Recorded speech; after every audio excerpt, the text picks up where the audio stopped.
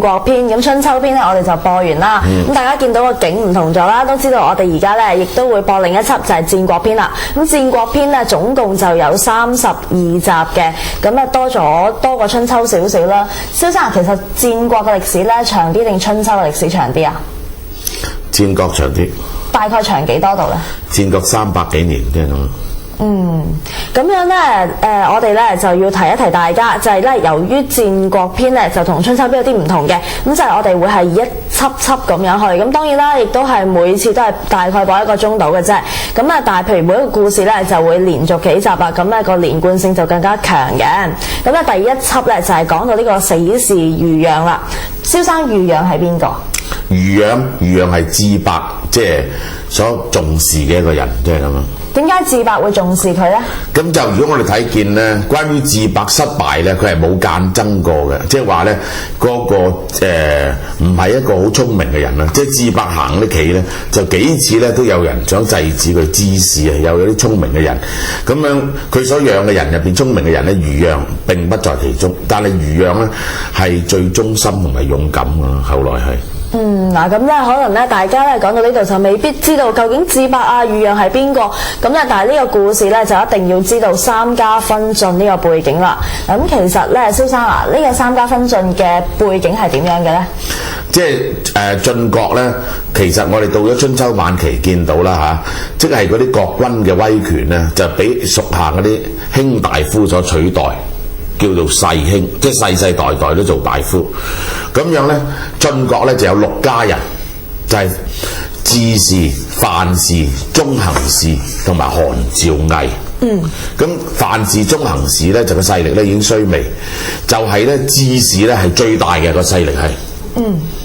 智士呢爭啲係取代咗晉侯，如果唔係因為打敗仗呢，即係智伯呢就會取代咗晉國國君嘅地位。只要晉國繼續成為一個統一嘅國家，但係咧喺啲輯入邊，我哋見到咧智伯係失敗咗，咁於是咧就俾韓趙魏所三家咧所取代，咁所以咧就話戰國咧始自三家分晉，就係始自周威烈王26年初命韓虔、趙植、魏師為諸侯。呢一句説話咧就開始咗戰國，即係咁樣。咁樣咧，嗱，我哋咧喺套劇集度咧就會睇到智伯，咁其實咧就唔係好覺得咧佢有啲乜嘢嘅才能，但係點解呢個智嘅家族咧會成為喺嗰陣時晉國最大嘅世卿家族嘅？智國喺佢爸爸嗰代已經係最大嘅世卿家族，最大嘅勢力。當陣時想立智伯做世子嘅時候，智士有一個有智慧嘅人勸佢唔好立智伯。佢點解唔好立智伯？佢智伯呢個人啊，有6樣嘢好本事嘅，才藝多啦，個人聰明啦，高大有型啦，明唔明啊？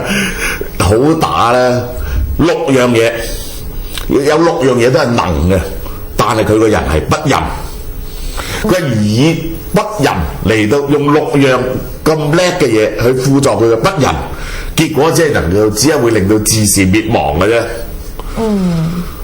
咁樣咧，即係嗱嗰陣時啦，其實喺到咗呢個時候，戰國嘅時候啦，都唔係點再講仁義啊或者禮啊呢啲嘢噶啦。咁最緊要你有咁嘅權力，有咁嘅霸道咁先得噶嘛。唔係佢啲所謂嘅不仁咧，就即係話你係一種如果用現代啲術語嚟講咧，係高級啲嘅公關技巧同埋政治技巧去駕馭啲人先得嘛。你要啲人能夠服你先至得嘛。而你做嗰啲嘢成日損害人哋嘅利益。智伯曾經韓湘子，即係韓國嗰個嚟到見佢，佢當眾侮辱佢。咁樣咧出嚟嗰個好聰明智伯嗰個人就話：喂，你一係咧就殺咗佢哋。你知唔知啊？蜜蜂啊都有毒啦。如果你逼得隻嗰蜂蜜蜂緊要，頭蜜蜂都吉你啦。何況你而家一飯，我要食一餐飯唔到時間，而辱人之君上，侮辱人哋嗰個大夫同埋佢嗰個輔助嘅丞相。喂，你因住即係個後果係會點樣喎？咁樣咧就想問埋咧，就係咧豫讓啦，就係屬於范氏嘅。咁樣咧，其實嗰陣時范氏咧，嗰啲食客入邊咧，係咪最叻就係豫讓啊？佢唔係話叻啊，即係豫讓呢個人咧，我從來即係佢呢啲後來自白滅亡啊，佢完全都睇唔到，亦都救唔到趙玉玉。佢唔係再叻，而係豫讓我覺得大家睇歷史，如果睇翻正確嘅歷史、正式嘅歷史嚟講，不能不讀《史記》咯。如果讀《史記》，不能不讀《刺客列傳》咯，係寫得最好嘅。豫讓係《刺客列傳》中嘅人物啊嘛，因為係。咁佢咧就係後邊講佢嗰啲過程咧，就係佢點樣艱苦，點樣一心一志去為呢一個自白報仇嘅故事啊嘛。咁其實呢一集咧，雖然就係交代三家分晉嘅背景同埋過程啦，咁但係其實聽蕭生講到就係話，原來《史記》入邊咧描寫豫讓咧都好細緻嘅喎。咁不如我哋而家先嚟睇睇套劇集先啦。咁然之後我哋得閒再攞翻《史記》嘅《刺客列傳》嚟睇咧，相信咧嗰個印象會更加深刻噶啦。咁我哋而家一齊嚟欣賞東周列國戰國篇嘅死事豫讓啦。